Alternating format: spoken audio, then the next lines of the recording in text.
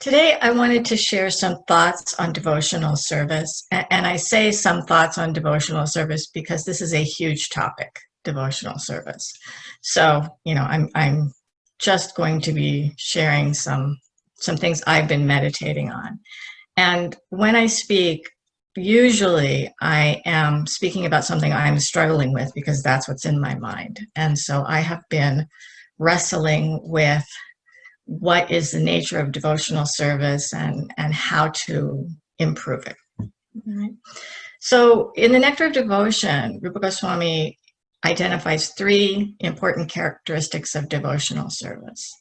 It should be pleasing to Krishna, it should be unmotivated, and it should be uninterrupted, right? And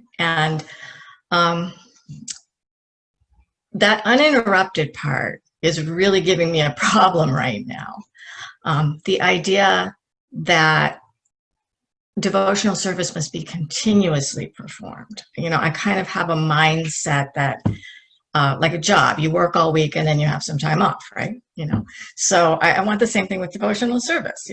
I've been doing service, I've chanted my rounds, I've read, taken care of deities, I've done some active service for my Guru Maharaj. Now, where is my time?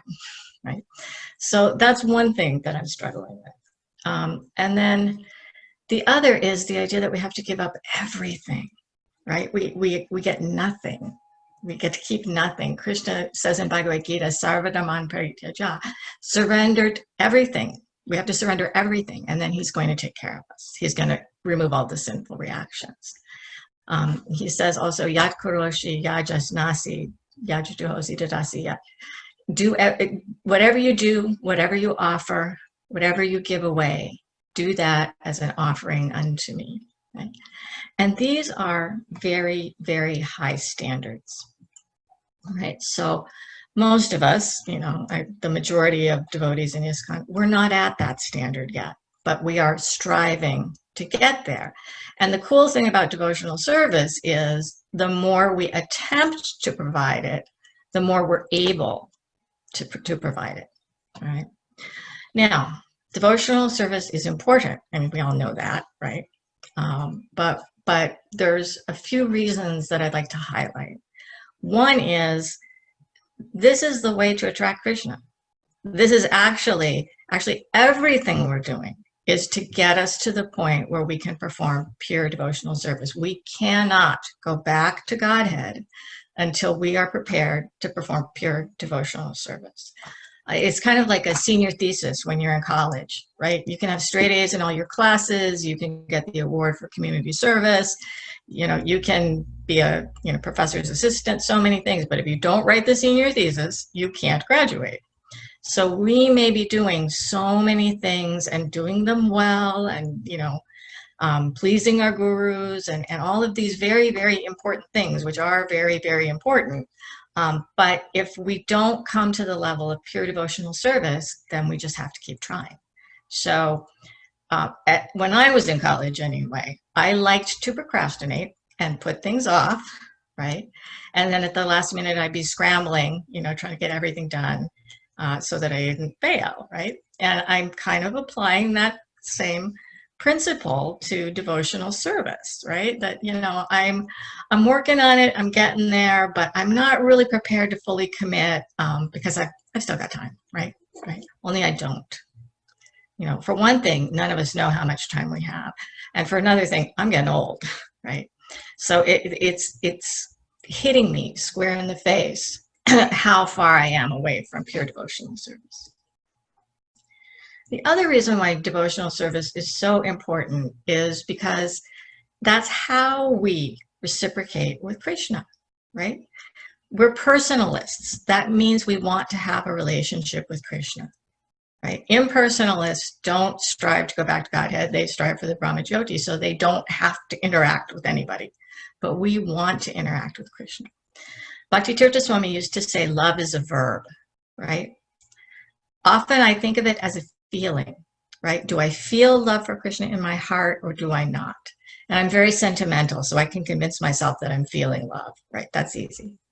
But if someone tells me, oh, Radha Dasi, I love you so much, right?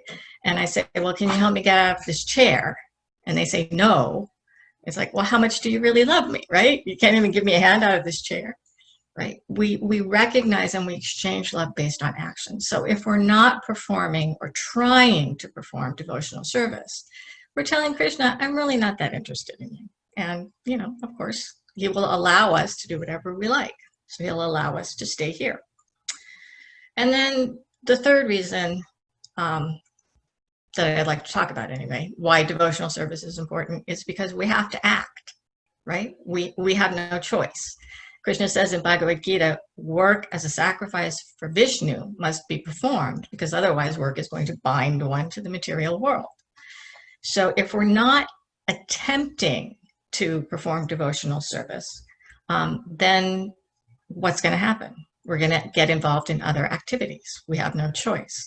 And Srila Prabhupada emphasized this point often. In one letter to Govinda Dasi, he said, if we are not full-time engaged, then the mind is free to do its fickle business of rejection and acceptance for sense gratification. Maya will immediately enter. We do not even have to call her unless we are absorbed in Krishna's devotional service, right? And so this is that point that we have to have uninterrupted service, because otherwise we're calling Maya. We're calling. A lot of times I hear devotees say, especially when I was involved in temple management, that they don't have time to do a particular service because they're hearing and chanting. And that's very important. And that is also devotional service. So no, I don't have time to wash pots, right? So, if you can hear and chant 24 hours a day, or take some time out for sleep and make it, 18 hours a day, whatever, that's fine. Very few devotees are able to do that, right? And it's kind of a catch-22, because if you're able to do that, you probably aren't going to do that, because you're going to see things that need to be done to help Prabhupada's movement, and you're going to do those. But the point is, if we're not doing something that's pointed towards Krishna, Maya will enter. We don't have to call her. She's just going to be right there. So we have to be vigilant. We have to pay attention to what we're doing with our time and energy, because it's not like Maya's going to give us a warning. Hey, I'm about to come in. Do you want to close this gap? No, she's just going to be there. So we have to be alert. All right. So an example of the problem that comes with devotional service that's not uninterrupted is Bharat Maharaj. And the reason why I bring this up is because Bharat Maharaj was a very great devotee of Vishnu. He was a king, right? And he was a perfect king. He was married. He had sons. From a material standpoint, he had everything.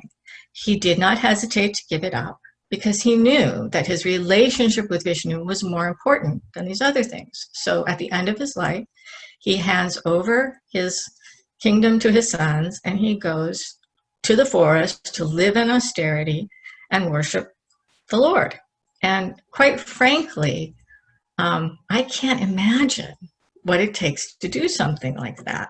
I'm very fortunate that Sri Chaitanya Mahaprabhu has given us another process by which we can purify ourselves other than meditating in a forest.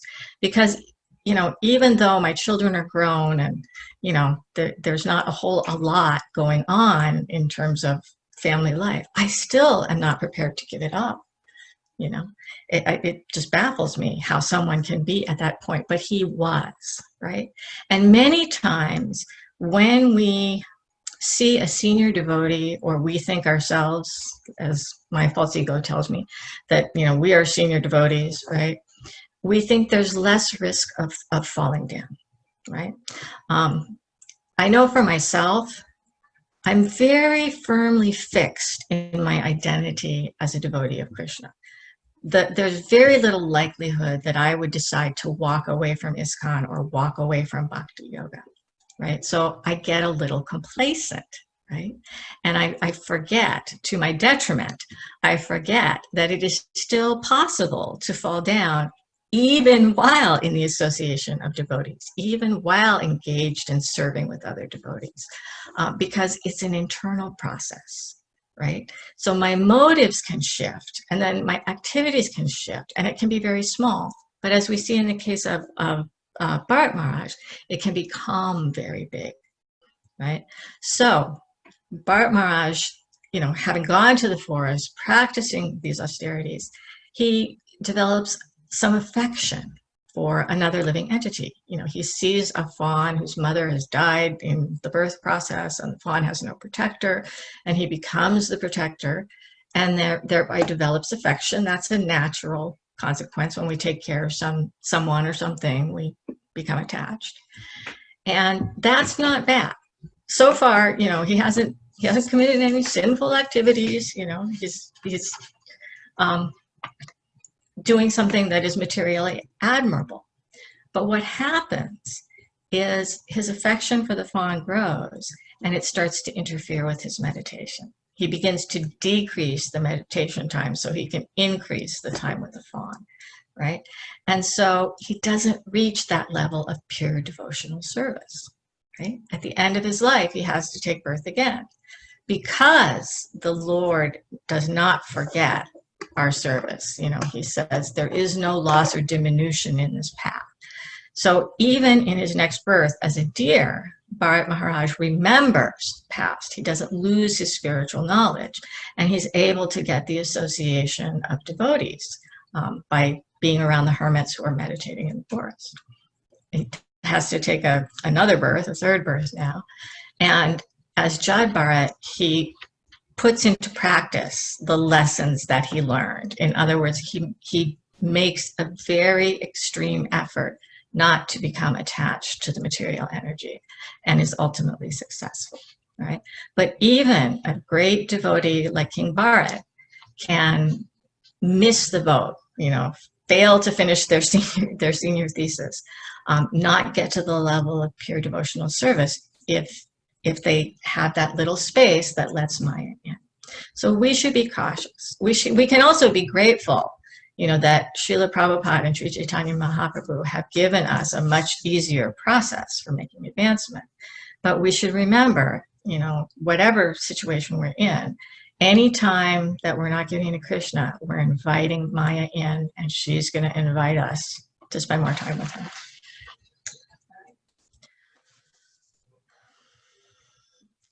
Devotional service has to be pleasing to Krishna, right? That's kind of a no-brainer, but sometimes it's not always as easy as we think.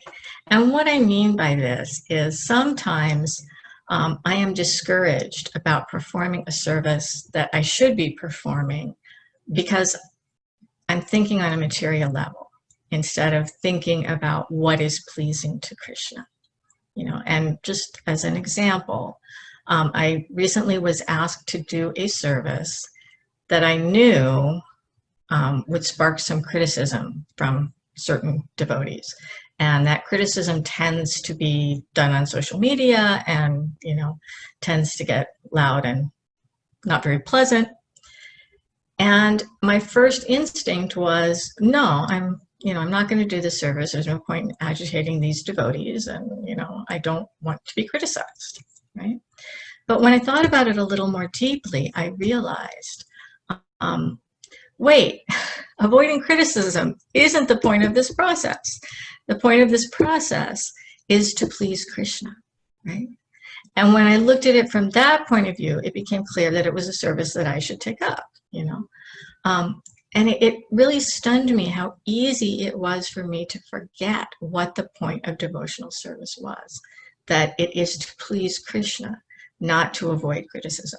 It's important to listen to criticism because many times criticism has something to tell us about how we can improve, but the issue of whether or not someone's going to criticize us shouldn't be the determining factor in whether or not we've performed devotional service. it can be tricky because devotional service can often look like material activity, and sometimes material activity looks like devotional service because it's based on intent, right? Krishna says, as one surrenders unto me, I reward him accordingly, right? So when my devotional service is mixed with material motives, I'm not fully reciprocating with Krishna. Krishna is very merciful, so I'm getting some reciprocation, but I'm not getting the full reciprocation. And therefore, I'm using other things to fill that gap. And what I mean by that is I can be in a situation where I am performing, very nice service. Devotees are very pleased with me. And my whole motive was to get that praise from the devotees, right? That's a material motive. That's not devotional service, right? Now, if there's some part of me that wants to do this service to please Krishna, without the material motive, then Krishna's going to help me. I'm going to make advancement, and that part of me that is focused on pleasing Krishna and not on getting praise, that part will get stronger and stronger. But I have to be very careful about what I'm doing and why I'm doing it. And which brings me to, I think, the point that I'm trying to make. We have to be aware of our own internal state. We have to be aware of what our motivations are, because the difference between devotional service and mundane activity isn't in the externalities of the actions. It's in the internal. It's in the motivation. Devotional service is both the means and the end, right? We have to hit the level of pure devotional service in order to go back to Godhead. But how do we get to that point where we can perform pure devotional service? We do that by performing devotional service, right? We start with mixed service, and hopefully we progress and progress and progress. And, that helps us get to the point where we can perform pure devotional service. Why is it important to remember that this is a process? A couple of reasons. First of all, it's awfully easy to get discouraged if we don't remember that there is a process for purification. But the second point is we should always be progressing. We have to remember that we should always be progressing, okay? My experience in spiritual life has been that if I'm not moving forward, I'm going to fall back. I've never been at a place where I could just stand still, just tread water. And from what I've heard from other devotees, they've had a similar experience. If we're not striving to move forward, we're going to fall back. So if we're not constantly striving to improve our service, Maya is going to come in more and more, and we're going to fall down. Krishna says in Bhagavad Gita, he describes a kind of hierarchy of ways of purifying ourselves. And I find this a useful meditation simply because I'm not at the level of pure devotional service, and I'm not even at the level where all of my activities are, regulated service in bhakti with regulative principles. So sometimes I lean on these other examples. And let me clarify what I'm trying to say. In the 12th chapter, Krishna talks about spontaneous pure devotional service, right? Like a river to the sea, the heart of the devotee just flows toward Krishna. The devotee is automatically and instinctively focused on serving Krishna. If you're not at that level, he says, then you can practice bhakti yoga according to the regulative principles, right? And Srila Prabhupada says that means having a spiritual teacher, having a guru, and, being involved in the Krishna consciousness movement, right? Which is what we're all trying to do. And he says, and this is important, this process will surely bring one to the platform of pure devotional service. So, there's Srila Prabhupada's making an agreement with us. It's, offering us a contract. If you perform devotional service according to the regulative principles, you will come to the level of pure devotion. But sometimes we're not there yet, right? So Krishna says you can work for me. You can work and you can offer the fruits of your work to me. And many of us do that, right?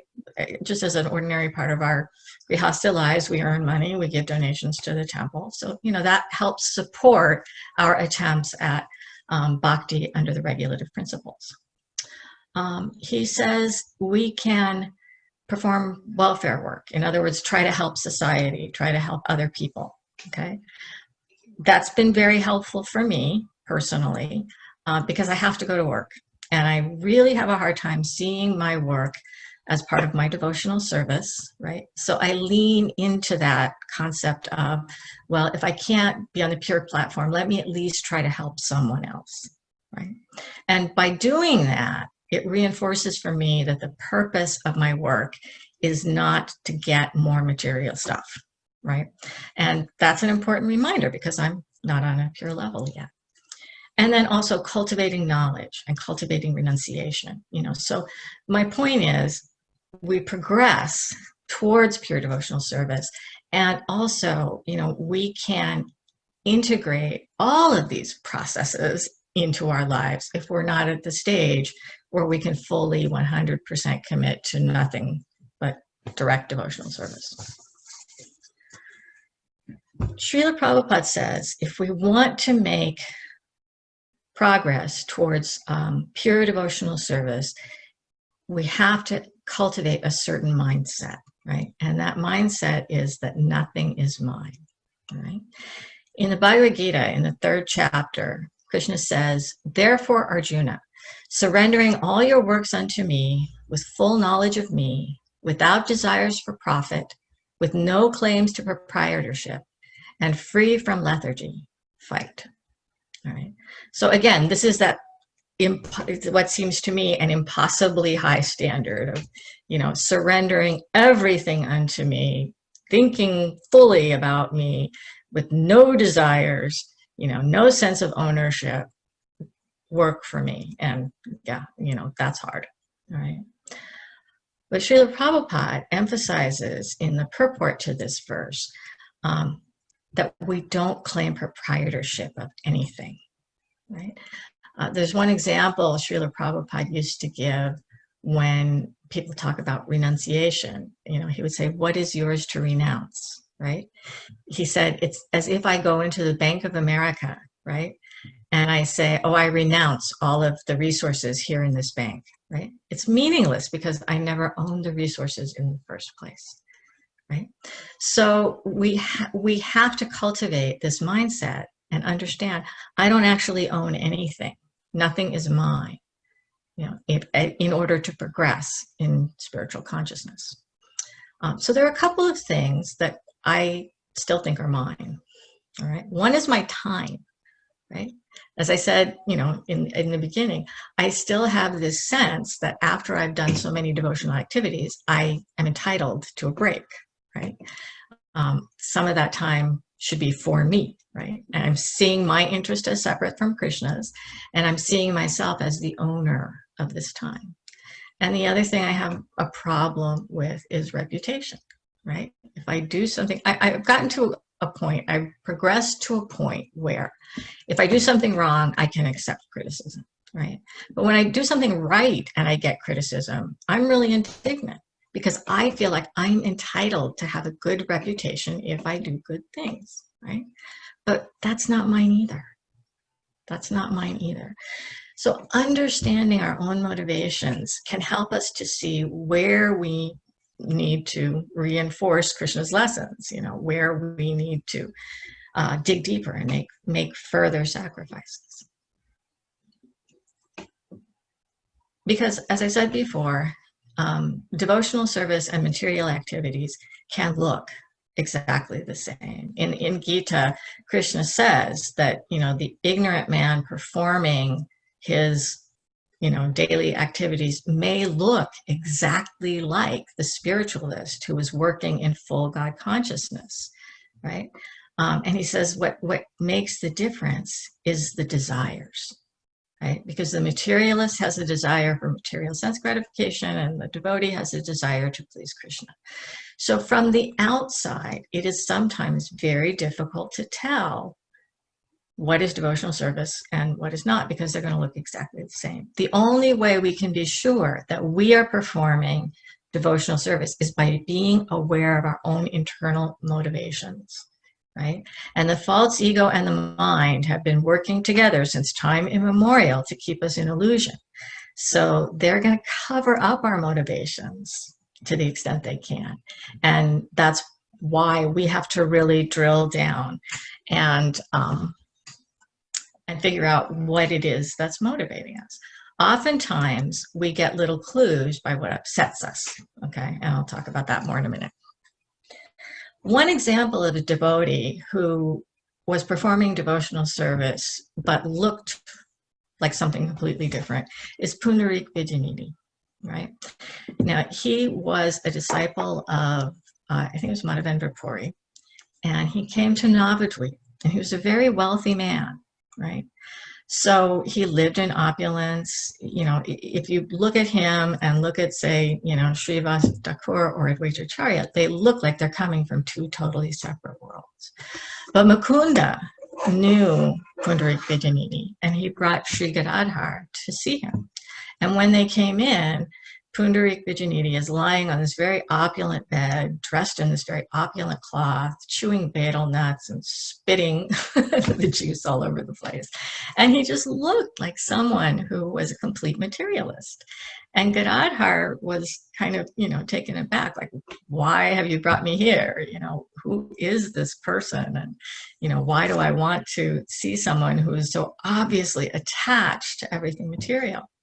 And understanding Gadadhar Pandit's doubts, Mukunda then recited a verse from the Srimad Bhagavatam about Putana and Krishna's interaction. And instantly, Pundarik Vijayanidhi went into ecstatic symptoms. You know, he started rolling on the ground and destroying the room, and, you know, tears and hair standing on end. And, you know, he was just completely in ecstasy just from hearing this one verse. And Gadadhar Pandit understood, okay, this is a great devotee. This is a pure soul. He actually, you know, surrendered to Pundarik Vijayanidhi. And the reason why I bring that up is because sometimes we distinguish spiritual advancement based on our perceptions of someone's service. For example, if someone is doing service that is very public and involves big numbers, like big numbers of devotees made, or big numbers of temples opened, or big numbers of dollars, or, you know, whatever, money collected, we tend to think that that big service reflects their level of advancement, right? And it does. You know, sometimes very, very advanced souls are doing these big services. And many times the service is so big, only an advanced soul could do it, like Srila Prabhupada coming to the West and bringing Krishna consciousness, right?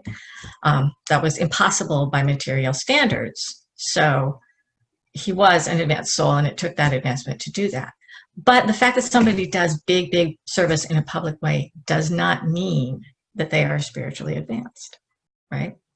They may be, and they may not be. And I don't say that so that we judge other people. I say that so that we look at ourselves. So I look at myself, right? I'm doing much more service, direct devotional service, than I was when I first came to this movement.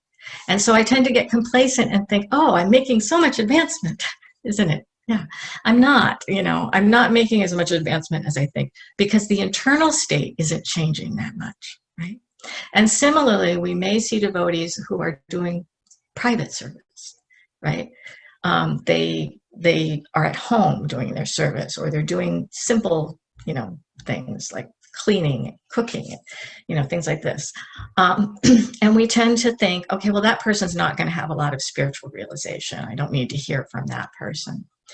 And again, you know, the public nature, the size of one's service has nothing to do with one's realization. My husband, Yudhishthira Prabhu, he talks about ISKCON's hidden gems.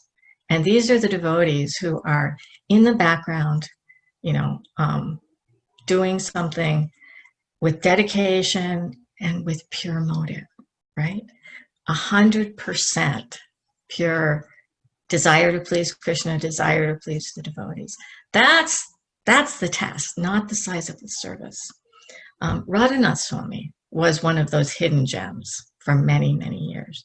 When he was in New Vrindavan, it was obvious to the devotees around him, that he was very advanced. But his service was not even at the main temple. It was at, another temple away from the majority of the devotees. And he just served the deities. He cooked, he offered, he did the artiks, he did everything. And no one's seeing, there's no audience there. It's just him and Krishna, right? But he's a very, very advanced, I'm going to say pure soul. And I hope nobody wants to argue about that, but if you do, that's okay. But, he was a superstar devotee, right? We didn't necessarily see it. Now we see it, and he lives a totally different lifestyle. Now he's traveling all over the world, speaking. And this is another point about that reciprocation between Krishna and the devotee. Because I'm not fully surrendering to Krishna, I'm not fully receiving Krishna's love. And so my material capacity limits my service. Radha Swami is fully reciprocating with Krishna, and he's riding on Krishna's energy. So he can do things that are against his nature. He can rise above the material limitations of his health, and other issues. So I completely forgot where I was going, and I apologize. But the point that I started with is you can't judge spiritual advancement by the size of the service, right? And for ourselves, that's very important. Radha Swami also pointed out to me once that when we perform devotional service, right, it has mixed motives, right? But when we're seeking praise, it's like putting sand in the offering.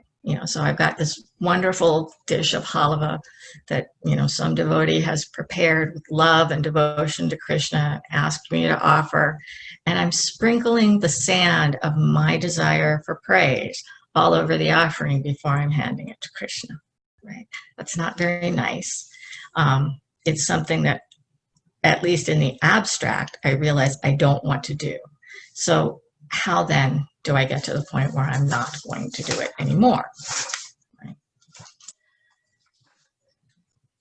I can see, the difference between what the pure devotee is looking for and what I'm looking for when I look at, examples of devotees that have been given a benediction by Krishna. And we see so many times Krishna comes to a devotee and says, "You've pleased me, I want to give you something, what can I give you?" And the devotee says nothing, right? Because they're receiving that exchange of love with Krishna, they're fully satisfied, right?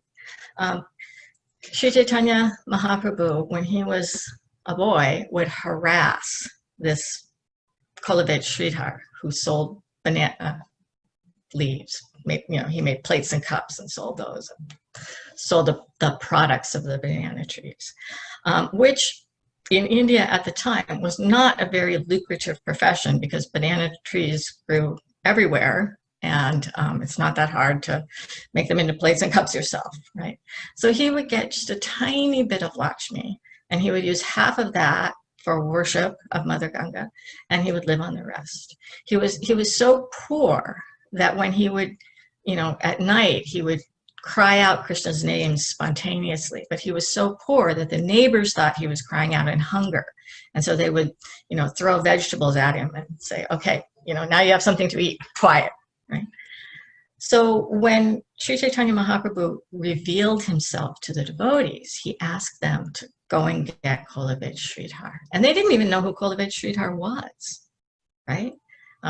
Pure devotee, and nobody knew who he was. So they bring him, and Mahaprabhu says, you love me so much. I want to reciprocate with you. What can I give you?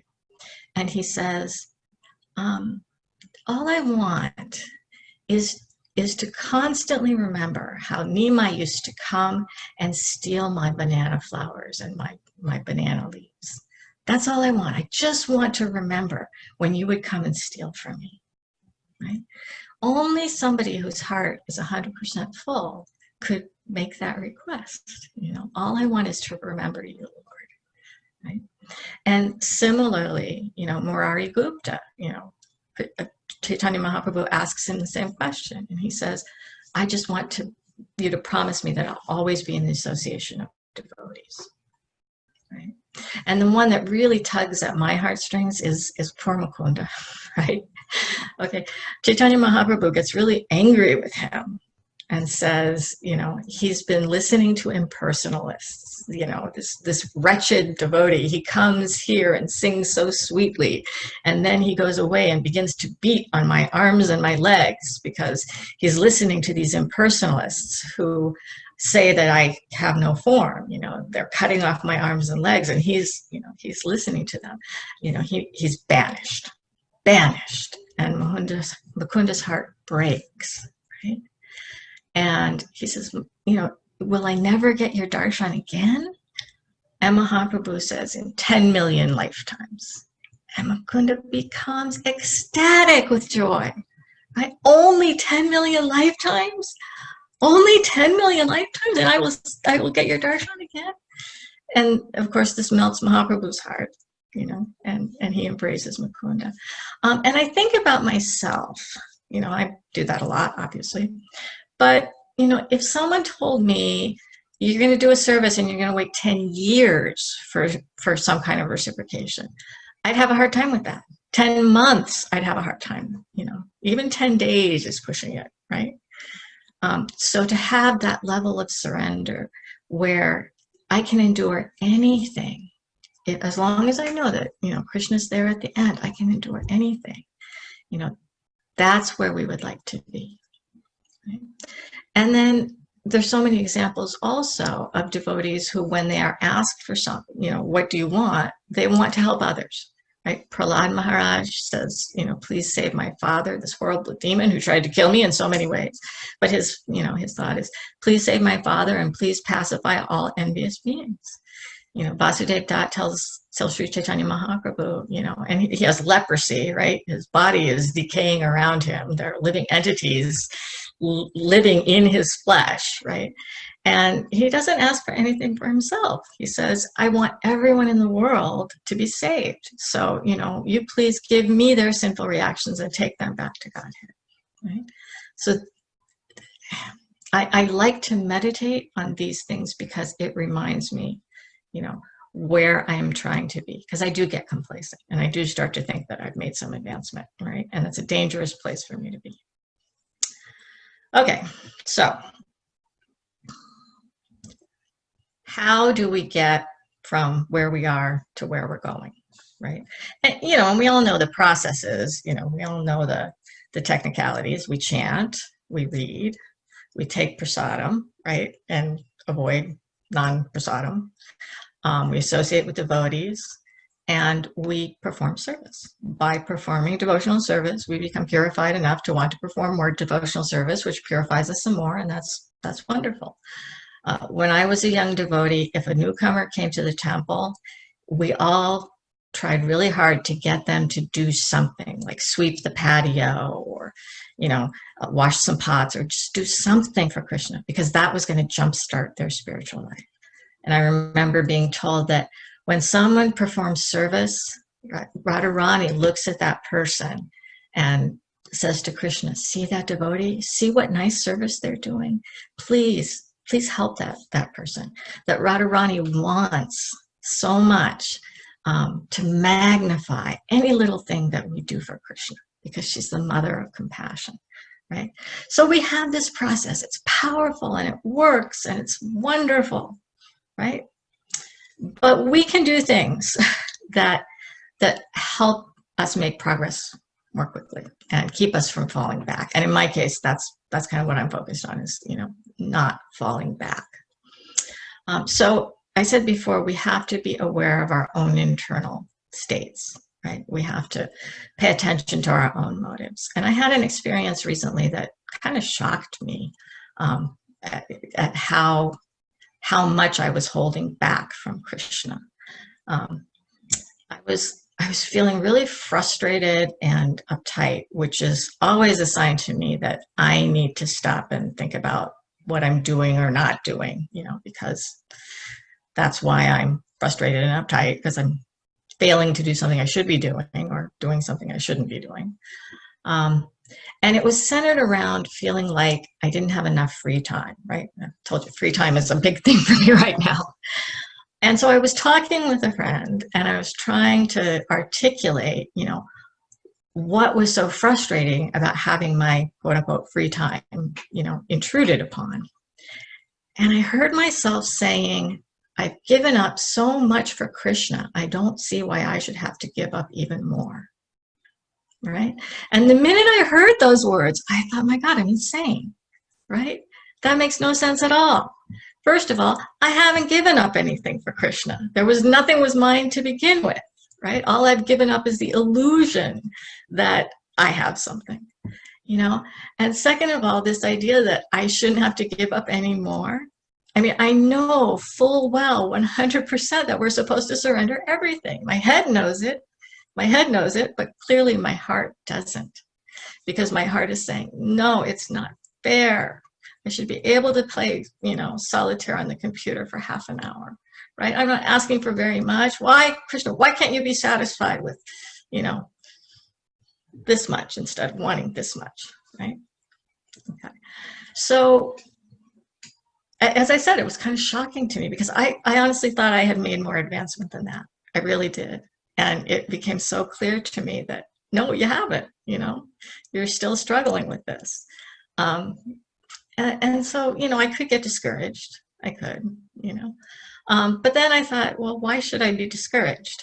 Nobody said this was like, there's no timeline. Nobody said you'll be pure by whatever date, No one made any promise. And it's coming, it may take 10 million lifetimes, but it's coming, right? And I feel like I used to feel at the end of a semester, like, am I going to have to take an incomplete, right? Am I going to have to take this class over again? And it very well could be that I'm going to have to, finish this assignment in the next lifetime, which is not ideal. But the first step in overcoming anything is to recognize that it's there, right? So that's the first step. And then that made me reflect on, why don't I want to give things up? What is it that's, really holding me back? And I realized what I feel like I've given up is the good opinion of my family, my father and his relatives.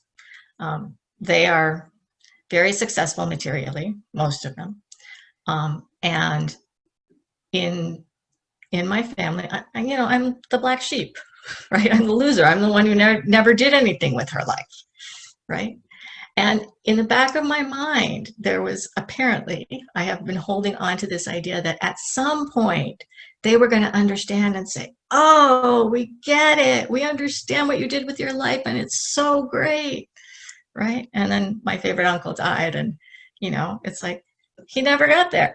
He was the one who was most interested in Krishna consciousness and he never got there. No one else is ever going to understand why I did what I did. And so I feel like Krishna owes me because I gave up these people's good opinion. And what that really means is people who are entangled in the material illusion don't think that I am successfully entangled in the material illusion, right? It's insanity to want to hold on to that, And a lot of times these hidden motivations, they feel very ugly and, very nasty. And I don't like to admit that this is where I'm at. But by bringing them out into the light, the sun is the great purifier. Exposure purifies unclean things. So I bring them out into the light and then I can laugh at myself, right? And I can say, okay, let this go, right? So that's helpful. That's helpful, right? What should we fear? Like, what should I be afraid of? Instead of being afraid that my family will never recognize how great I am, what should I fear? Ladini Devi Dasi, who was a devotee from New Vrindavan and died in Africa preaching and helping devotees there. You know, she said, because she was in the middle of this civil war and people were telling her it was dangerous. And she said, I'm not afraid of dying. What I'm afraid of is offending devotees. Because if I die, you know, Krishna has my next destination already worked out. But if I offend devotees, right, then I could lose something of real value. That's what we have of real value. So getting to that place of pure devotional service, it requires self-reflection, and it also requires knowledge, spiritual knowledge. We have to understand what is important, what isn't, right? What should we fear? What shouldn't we fear? What do we need to let go of? And this can be a painful place, this place that I'm in right now, where I look at where I thought I was and where I really am, and there's this gap. I hate that, you know. But that's where I am. And there's a couple of thoughts I have about that. One is, if we are serious about making progress in Krishna consciousness, we must constantly be doing course corrections. Okay. When an airplane flies, it doesn't actually fly straight from one destination to another. All kinds of things throw the airplane off course, wind currents, whatever. I don't understand aeronautics, but you know, this happens, right? And the pilot or the autopilot, whichever, is constantly bringing the plane back to its flight path, right? So it's constantly being thrown off and constantly being moved back. And my consciousness in you know, this mixed devotional service phase of my life, my consciousness is like that. It is constantly being thrown off. So if I'm not constantly seeking to bring it back to the proper path, it's just going to get farther and farther and farther off, right? And a little bit, you know, just a little discrepancy in an airline's flight path over a distance becomes magnified. So what started out as like, you know, 1 degree off ends up being much, much bigger by the end of the flight. And that's the danger that I run, the risk that I run when I don't, you know, pay attention to my own motivations. Is, okay, this may look like a really small discrepancy right now, right? But if I don't take care of it, if I don't course correct, it's just going to get bigger and bigger over time, right?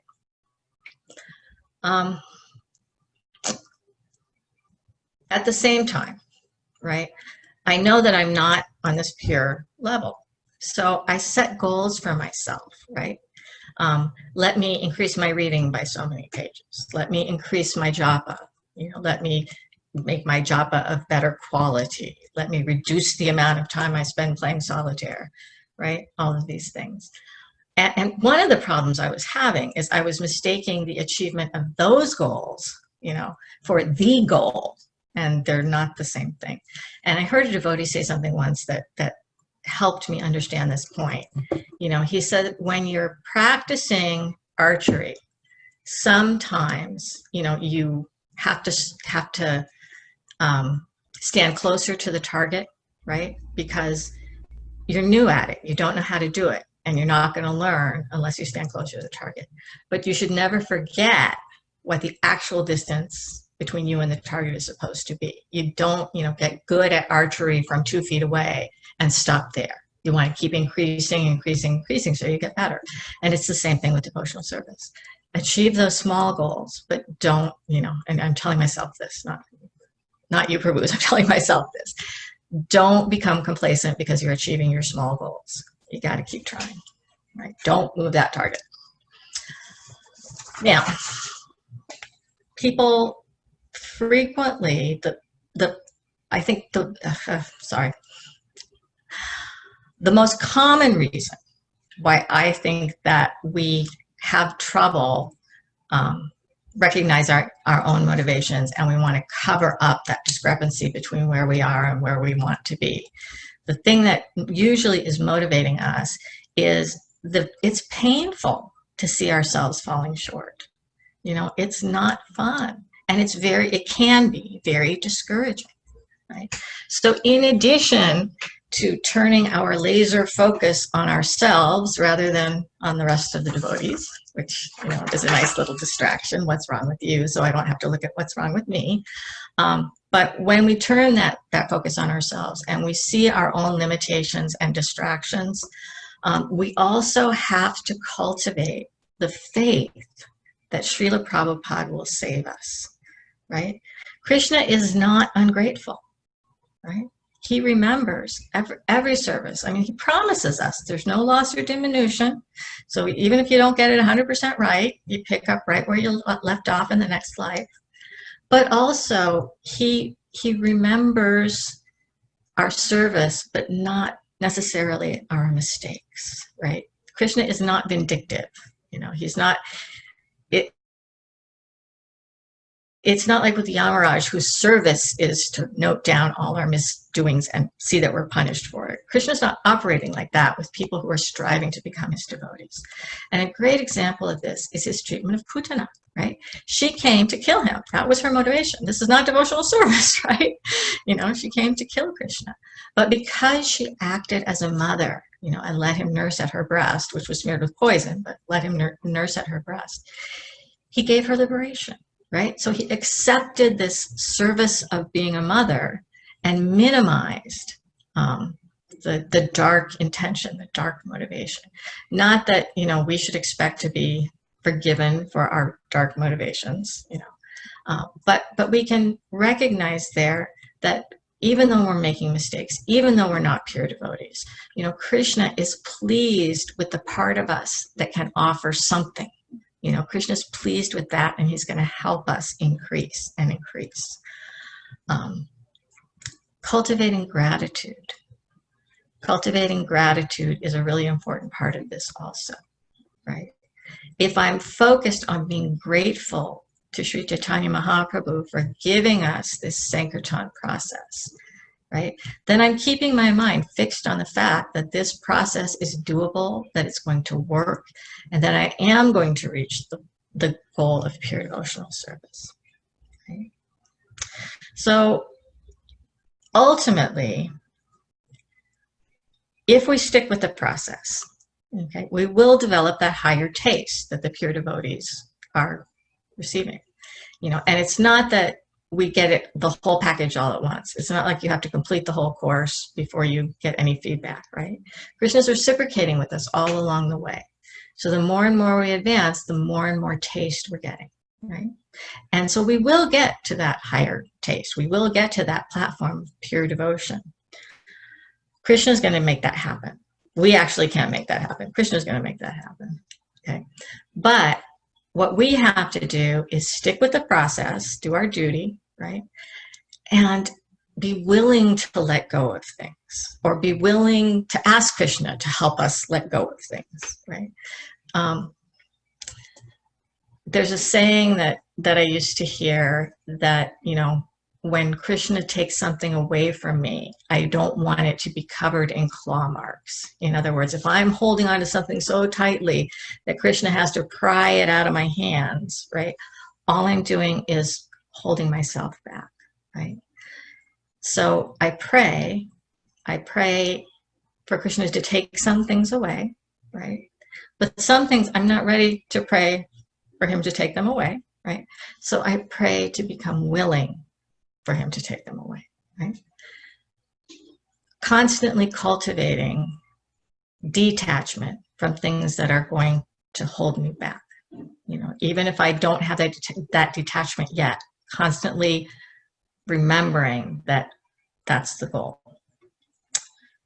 Sometimes it's hard for me to believe that what Krishna is going to give me will be better than what I'm letting go of. And intellectually, again, mentally, I know that's crazy, right? But it's still there in my heart. And so observing what I'm holding on to, observing the reasons why I'm holding on to it, and then praying for Krishna to help me let it go. This facilitates my progress. Ultimately, if we stick with Srila Prabhupada, we're going to reach the highest platform. There's no worries. So thank you all very much for listening.